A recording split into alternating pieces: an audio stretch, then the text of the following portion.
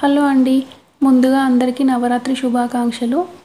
ఈరోజు నేను నవరాత్రి పూజను సింపుల్గా ఈజీగా ఏ విధంగా చేసుకోవచ్చో ఇంట్లోనే చూద్దాము. మేము ఎలా చేస్తామనేది చూపిస్తున్నాను. పూజ అందరు ఇలానే చేసుకోవాలి, కంపల్సరీ అలా ఏం లేదు.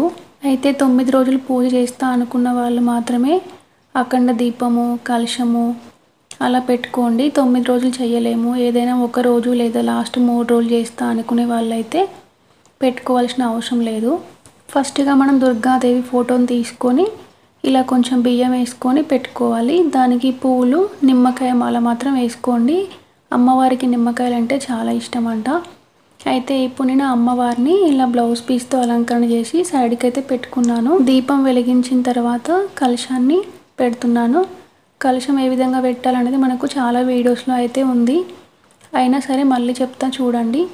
ఫస్ట్ మనం చెంబుని ఇలా అలంకరించుకొని స్వస్తిక్ వేసుకొని దాంట్లో మనం కొంచెం పసుపు, కుంకుమ, గంధం, అక్షంతలు, పచ్చకర్పూరము, లవంగాలు, ఇలాచీలు, 2 ఫ్లవర్సు, ఒక కాయను, పసుపు కొమ్ము, ఖర్జూరం, ఇలా మన ఇష్టం ఏదైతే సుగంధ ద్రవ్యాలు ఉంటాయో వాటన్నిటిని కూడా వేసుకోవచ్చు. అయితే ఇక్కడ నేను తమలపాకులు పెడుతున్నాను కలశానికి. మామిడాకులు కూడా పెట్టుకోవచ్చు.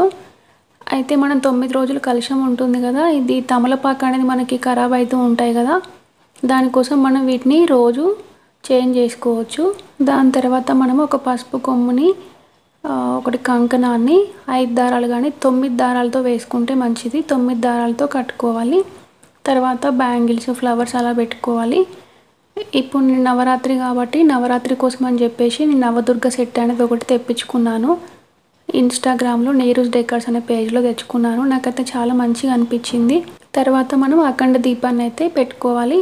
ఈ అఖండ దీపం కోసం మనం ఇట్లా ఒక ప్లేట్ని పసుపు, కుంకుమ అలా బొట్లు అలా పెట్టుకొని కొంచెం రైస్ వేసుకొని, రైస్లో మనం పసుపుతో కానీ కుంకుమతో కానీ శ్రీ లేదా ఓం అని రాసుకోవాలి. రాసుకున్న తర్వాత మనం అలంకరించుకున్న మట్టి ప్రమిదను ఒకటి పెట్టుకోవాలి. దాంట్లో మనము అఖండ దీపం కోసం తయారు చేసుకున్న ఒత్తిని ముందు రోజు నైట్ కానీ లేదా అదే రోజు ఒక గంట సేపు కానీ నూనెలో నానబెట్టుకొని పెట్టుకోవాలి. అఖండ దీపాన్ని వెలిగించేటప్పుడు అగ్గిపెట్టెతో కాకుండా అఖండ దీపమే కాదు, పూజలో వాడిన ఏ దీపాలైనా కూడా ఇంకొక దీపంతో వెలిగించుకోవాలి.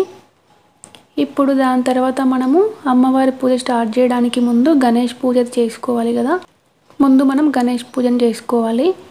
అయితే మా దగ్గర గణేష్ విగ్రహం ఉందని చెప్పేసి పెట్టాను. విగ్రహం లేని వాళ్ళైతే పసుపుతోటి ఇట్లా తయారు చేసి పెట్టుకొని పూజ అయితే చేయాలి. పసుపు, కుంకుమ, అక్షంతలు, ఫ్లవర్స్ వేసుకొని ప్రసాదం ఏదైనా 2 బనానా లేకపోతే ఏదైనా ఫ్రూట్స్ ఇచ్చేసి దాని తర్వాత మనం అగరబత్తీలతో ధూపం చేసిన తర్వాత గణేష్ని కొంచెం 3 సార్లు కదిలించాలి. దాని తర్వాత మనం అమ్మవారి పూజను అయితే స్టార్ట్ చేయాలి. అమ్మవారికి సంబంధించిన అష్టోత్తరాలను చదువుకుంటూ పూజను స్టార్ట్ చేయాలి. ఏం చదవాలన్నది నేను ఒక లింక్ ఇస్తాను డిస్క్రిప్షన్లో. ఏ పూజలో ఏం చదవాలనేది అన్నీ ఉంటాయి, ఒకసారి చెక్ చేయండి.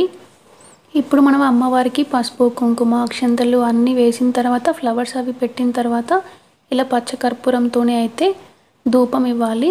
పచ్చకర్పూరం తర్వాత అగరబత్తీలతో ఇవ్వాలి. దాని తర్వాత మనం అమ్మవారికి అయితే వాయనం ఇవ్వాలి. వాయనంలో మనము బ్లౌజ్ పీస్ అయినా పెట్టవచ్చు, చీర ఉంటే చీర అయినా పెట్టవచ్చు.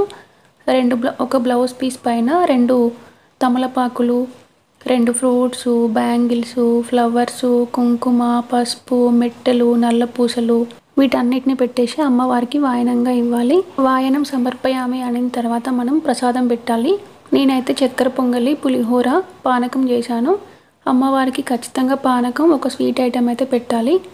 ప్రసాదం అన్నీ పెట్టిన తర్వాత మనము నెయ్యితోటి హారతి అయితే చేయాలి. హారతి చేసిన తర్వాత మనము కొబ్బరికాయను కొట్టాలి. ఈ దేవి నవరాత్రుల పూజని ఎప్పుడైనా మనము ఉపవాసంతో పూజను చేయాలి. పూజ అయిన తర్వాత మాత్రమే తినాలి. ఒక పూట భోజనం చేస్తే ఇంకా మంచిదంటారు. ఈ పూజని రోజు మార్నింగు, ఈవినింగు 2 పూటలు చేయాల్సి ఉంటుంది.